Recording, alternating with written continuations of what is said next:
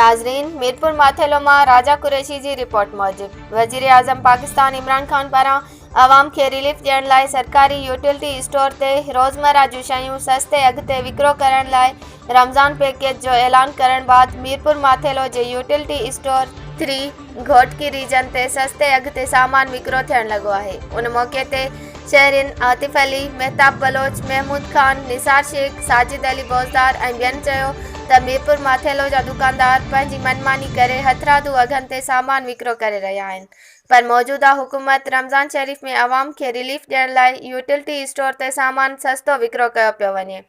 जेको आवाम खे सुठो फ़ाइदो मिली रहियो आहे ऐं वफ़ाक़ी हुकूमत जो सुठो अमल आहे। हिननि वधीक चयो त आईंदा बि आवाम जी भलाई लाइ अहिड़ा प्रोग्राम मुनक़िद करे आवाम मां बेचैनी ख़त्म कई वञे त जीअं पाकिस्तान जी ग़रीब आवाम वधीक खुशहाल थी सघे।